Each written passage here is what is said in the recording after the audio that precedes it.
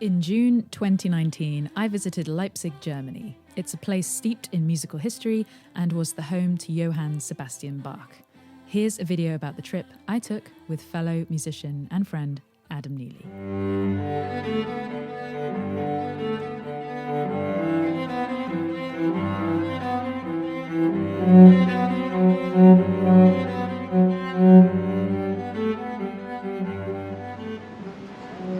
Oh my god! Are you Adam Neely? I am Adam Neely. Oh my god, what are you doing here? I was taking a really bad time lapse. It didn't work. It didn't work very well. I know that the cello suites were obviously written for the cello, not for the viola. But because there's quite limited repertoire for my instrument of choice, it was always lovely to be able to play the cello suites. For auditions, they're just like perfect. They show off so many different things and so many different techniques. And they're just really, really pleasant to listen to too. So I thought it would be really nice to come here after Thoman's Gearhead University and just explore the city a little bit.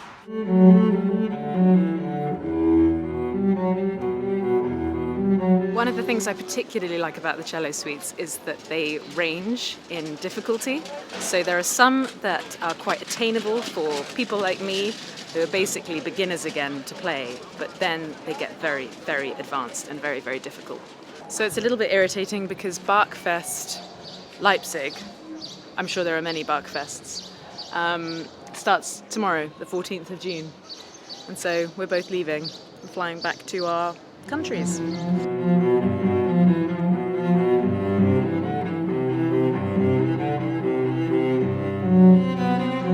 This place is so aesthetically pleasing.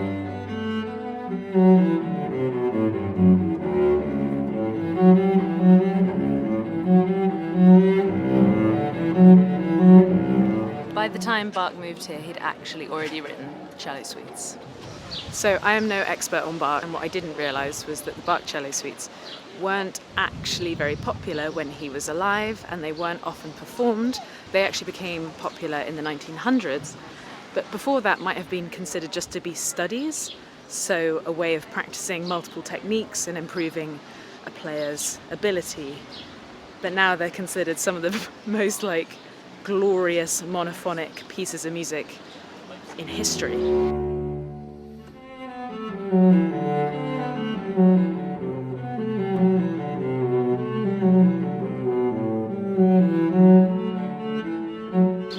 Bach was basically the boss man of Leipzig.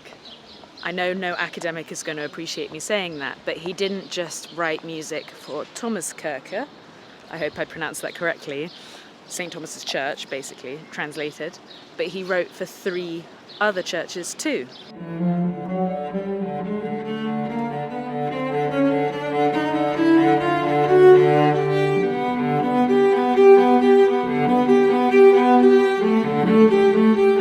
We're also playing a game of how many musical instruments can we see on the backs of people. So double bassists, seen a violinist.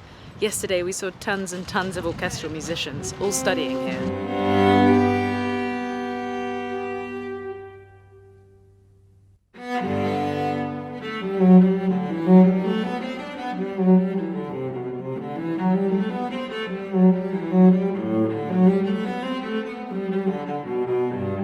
Another crazy thing to think about is that modern instruments, the cello that you know, the viola, violin, they weren't set up the same way. They are technically different instruments to what Bach wrote for.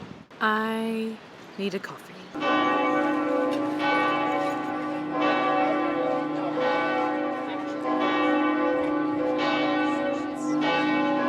thought they were in a polyrhythm.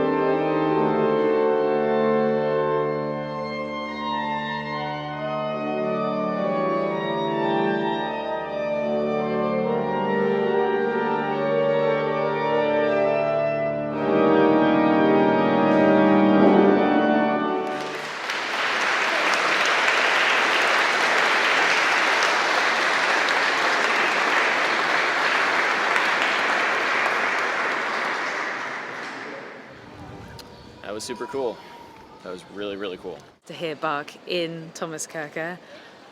Adam will explain why the organ wasn't necessarily as he would have heard it, because it was in... Well, so I think it's a more modern organ. So I Yeah. think the temperament, the tuning, is a much more modern tuning system. So it's more in the 12-tone equal temperament. But the singers, Yeah. that was the most genuine thing. Walking in and having 5 singers.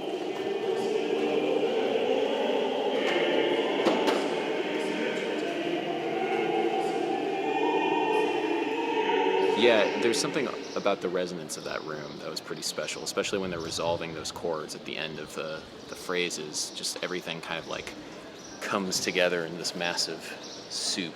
Like you could tell that he was writing these pieces week after week, and He was just churning them out. Like weekly YouTube videos. Yeah, he was the original YouTuber, OG, and there's something about it. It felt like, yeah, this is right. We sort of stumbled in to Thomas Kirke, and I thought we were just going to be wandering around, and then we realised that there was a very informal concert going on.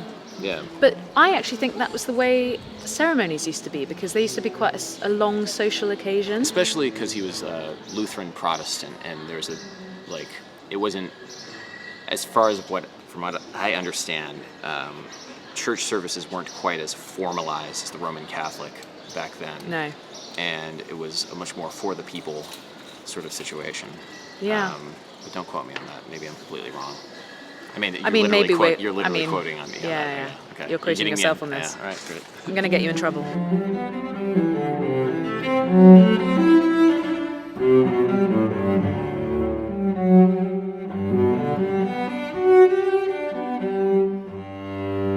What's up, everybody? It's your boy, Adam Neely, coming live from the Bach Museum in Leipzig, Germany.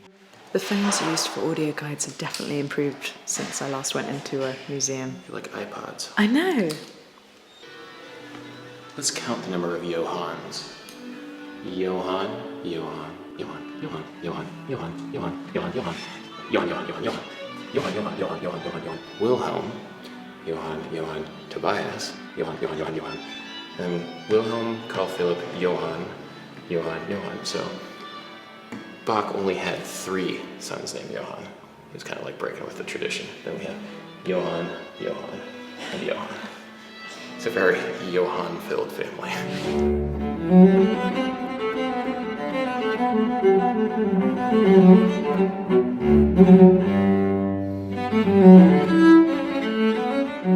So I think this is the violone, which is a full-scale double bass.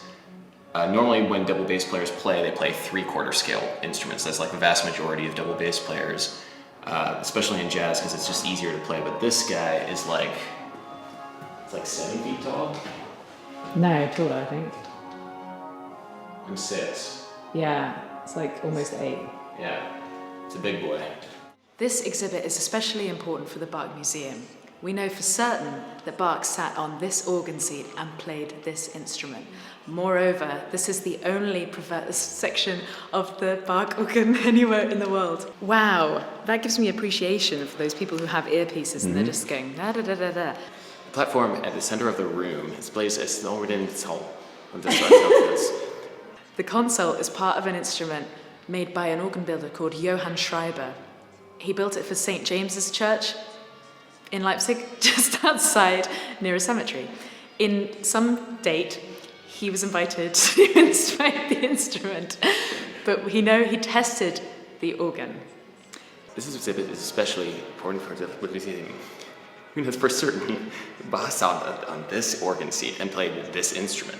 In the end, Bach gave the organ his complete approval. The instrument is only part original. None of the pipes survived. This exhibit is on permanent loan from somewhere, and nailed it. Moreover, the only exception of Bach's in the world.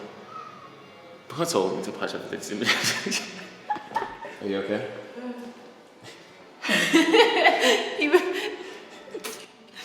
I really think I kind of nailed it. I nailed it there. That was really it. That was the take.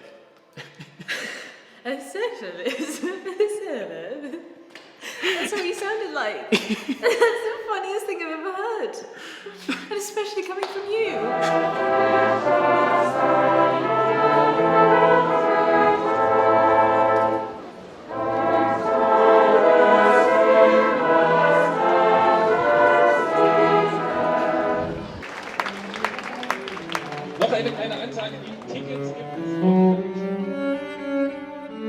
I hope you enjoyed this video of a little trip, a little jaunt to Leipzig.